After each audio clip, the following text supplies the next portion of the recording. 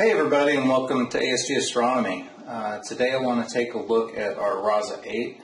I have a previous video of our RASA 8, but we've changed things a little bit and we've added a new part, and I wanted to make sure the video is pretty accurate and includes both systems. We now kind of cover every camera scope combination, so I want to make sure we kind of go over what that entails.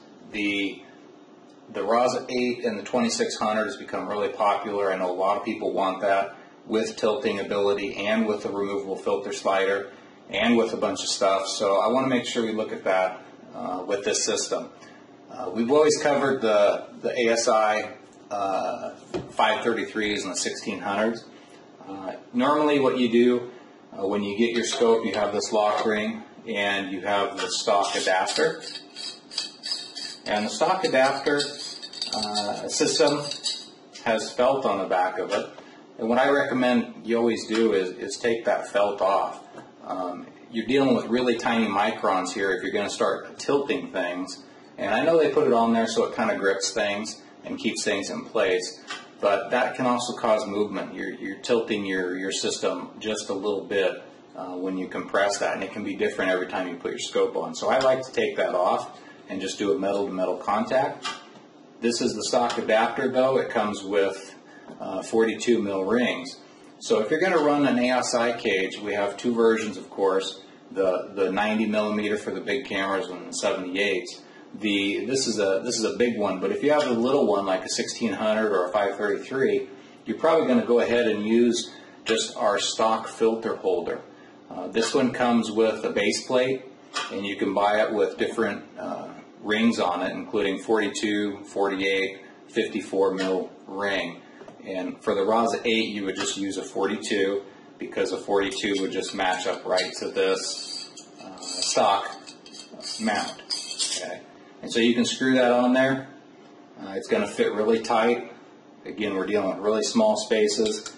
And of course, your normal lock ring, you can just drop all that in there. And you'll notice that you have 5 screws on this. Those 5 screws will screw right to your photon cage using those filter holder mounts. So you can put this on there with a stock filter holder. And as such, this screws on here, and you end up with right around 28 millimeters of back focus. So on a RASA 8, you're going to always be shooting for this 29 figure. Okay. That's your recommended back focus for the scope. It's not a lot of space because most cameras come with 6.5 up to 12.5 or more back spacing already in it. So it just keeps eating away at that spacing, and trying to fit a filter slider in there is really hard to do. So little camera, you'll use this stock system. Okay. If you jump up to a 2600, and I know that's a popular combination with the scope, that is probably the biggest sensor you can use. I know that's the biggest Celestron recommends on this scope is the 2600 sized sensors.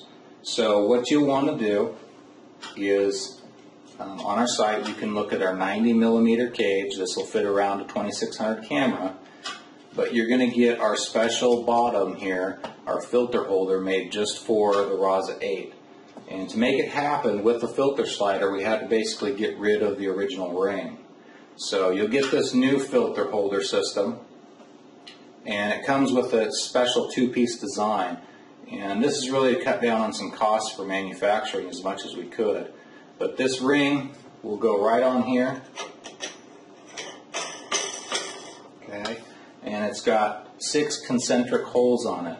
And that's going to allow you to do some base rotation and kind of get your filter holder where you want it. You might have to put this on here, bolt this system together, and screw it in until it gets tight and kind of see where you're at. Where does your filter holder or your filter slider go in? And that's going to be always the top of your image. That filter holder, let's say it lines up like this, and I take a filter and put it in here, that means that's going to be the top of the image, because when it all bolts up to our system, your camera slides in here with these 2 notches. where the clamp rings are, and that's always going to be where the black desiccant port is on your camera, and that's going to line up with the top of your image. And that ends up being your four-corner tilting scenario. So it all kind of goes together in a certain way. So these 6 concentric holes kind of give you a place to start. You know, you can kind of point them up or you can point them to the side. It just depends on what you want to get to begin with. Okay, and here's a system we have already mounted. Let me take this off of here.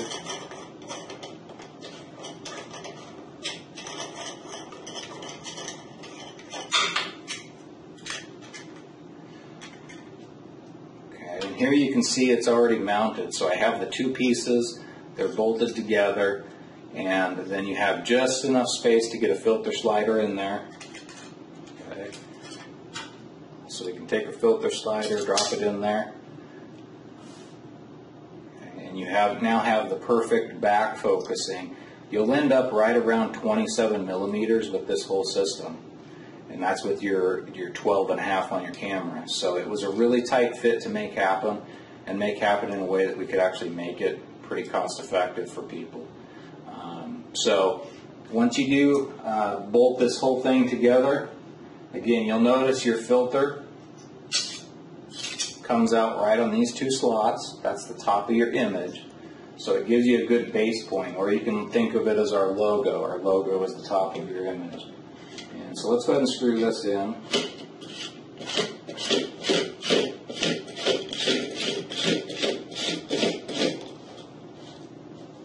Okay. And you just need to get down so it's just a little bit snug. Okay, it's going to bottom out on that new filter holder there. Okay, and what we can do is we can look at the rotation of this. And you can see here, my rotation is right here. I typically would probably switch this up a little bit on those 6 holes, and I would probably get it so that it comes across either on my deck or my RA, because I like to have my rotation kind of at that 90-degree point. If you can do 0 to 90, you can kind of cover every scenario, because you can always flip things and rotate things in post-processing. So we really just need that 90 degrees of rotation. Okay.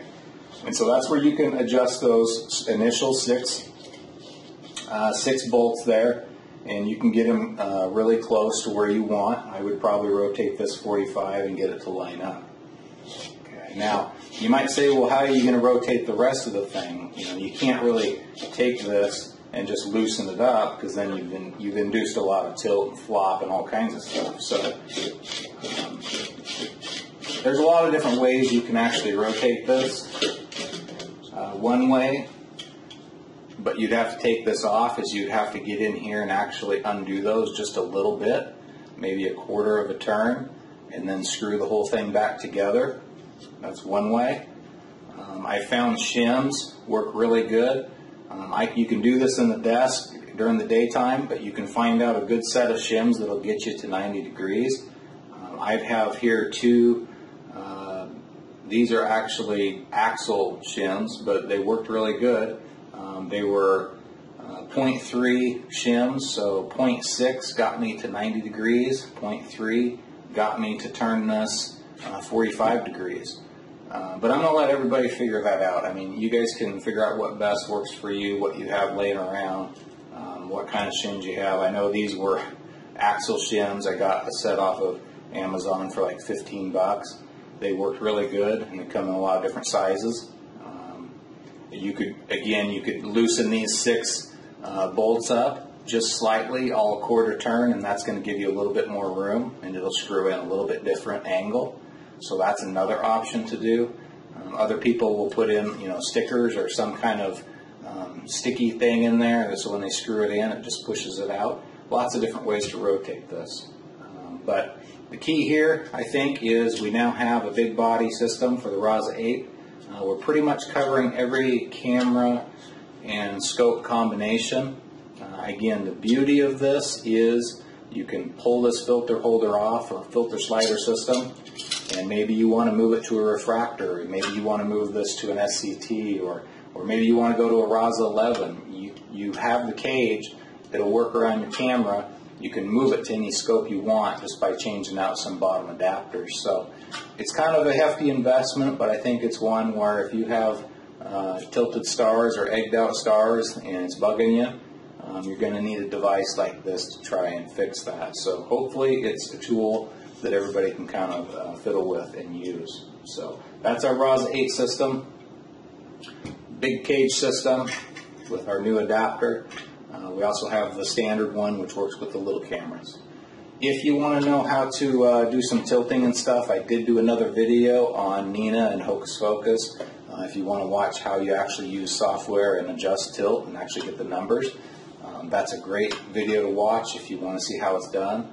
I also have a good video on the RASA 11 if you're thinking about doing a RASA 11 as well. I think I did another one on setting up. It kind of tears this thing apart, kind of looks at how you put your camera in here and how you install it, so you can take a look at that as well. So hopefully the video is helpful. Check out the other ones if you can. Again, asgastronomy.com, and we'll see you on the other videos. Thanks.